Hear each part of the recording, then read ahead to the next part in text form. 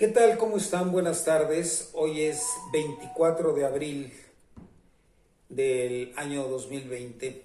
Iniciamos estas charlas como una necesidad importante de una instancia que vamos a abrir con el tiempo, que es una escuela mexicana de promotores culturales, que nosotros ponemos en paralelo con la formación de cuadros políticos. Poco a poco vamos a ir hablando qué es esto y vamos abriendo nuestra escuela hablando de distintos temas. Vamos a comenzar con algo que nos es muy importante. Estábamos pensando el otro día en Texas, en el estado de Texas, que en un tiempo fue el gran estado de Coahuila, Texas. ¿Y por qué perdimos ese territorio? Bueno, en el siglo XIX, 1830, era un estado bastante despoblado. Y la federación, el centro del país, no le hicieron mucho caso. Habría unos 3,000 habitantes. Y entonces los norteamericanos, los cuáqueros particularmente, empezaron a poblar ese territorio y los dejaron. No hubo ningún problema aparentemente.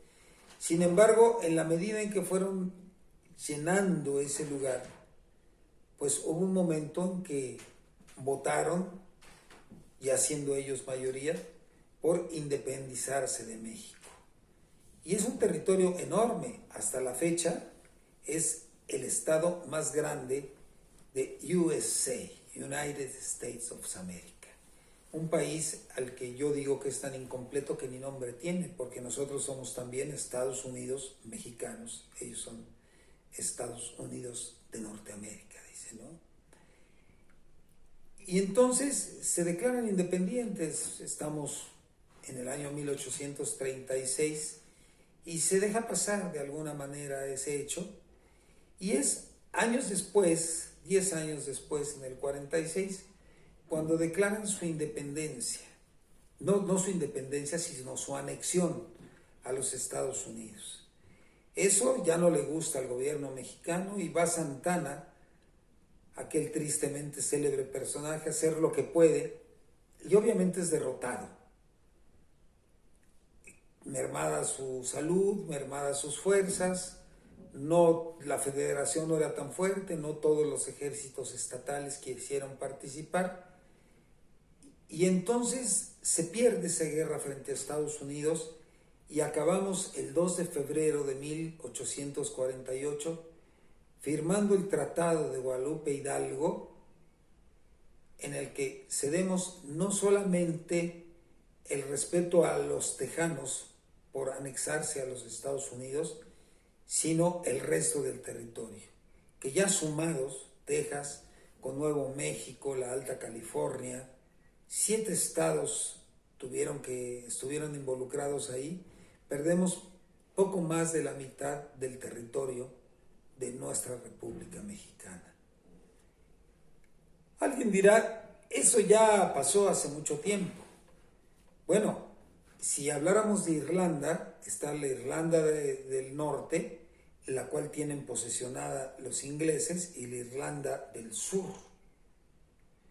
Sin embargo, los irlandeses no quitan el dedo del renglón de algún día recuperar su territorio. Entonces tenían ya el paso hacia el Pacífico, que luego esto se reforzó también con la futura compra del territorio de Alaska a la Gran Rusia. Algunos dirán, bueno, ¿y todo esto qué tiene que ver en nuestros tiempos y más ahorita que estamos en esta pandemia y que tenemos muchos problemas? Bueno, hay que conocer nuestra historia, pero lo principal es que veamos también las condiciones actuales en las que nos estamos moviendo como país. Fíjense que hemos visto esta circunstancia con los LeBarón, que están asentados más o menos en el límite entre Chihuahua y Sonora, y entonces se sienten agredidos y se sienten a la vez no cuidados por el gobierno mexicano. Vienen, arman unas protestas absolutamente ficticias y como no se sienten cuidados por el gobierno federal mexicano, van y le piden ayuda al gobierno de los norteamericanos porque ellos tienen ascendencia de los Estados Unidos. Y por supuesto que hay voces en Estados Unidos que empiezan a decir, sí, hay que ayudar a estos connacionales, a los menonitas de Chihuahua. Y luego, por otro lado, se empiezan a organizar los gobernadores del noreste y también del norte, en donde la primera voz que hubo en este sentido fue la de Javier Corral Jurado, gobernador del estado de Chihuahua de ascendencia panista, en el que dice, estamos hablando del estado libre y soberano de Chihuahua, pero ya con una intencionalidad de separarse de la federación. Y surgen también voces tan terribles como la de George Soros, en donde dice, bueno, si los mexicanos no pueden garantizar la seguridad de nuestra frontera con Estados Unidos, ni tampoco la de los connacionales, pues nosotros sí lo podemos hacer, y empiezan a hablar de la posibilidad de anexarse de los estados del norte del país. Y en esto tenemos que tener mucho cuidado, porque no deseamos, la verdad, que nos apliquen la misma medicina que hicieron con el poblamiento de Texas, su futura independencia y después su anexión a los Estados Unidos. Tenemos que tener mucho cuidado porque esta gente, cuando empiezan a declarar y empiezan a hablar, los norteamericanos, no lo dicen porque sí. Entonces, hay que dejar asentado este hecho y que poco a poco, como mexicanos, vayamos alimentando esa circunstancia nacionalista sana de defender nuestro territorio, defender nuestra cultura. Yo no digo que los gobernadores del norte no tengan razón en algunas cosas, en la medida en que dicen somos productivos. No vamos a devolver la medicina aquella donde decían haz patria, mata un chilango, y sobre los que vienen de la capital. No vamos a hacerlo a la inversa.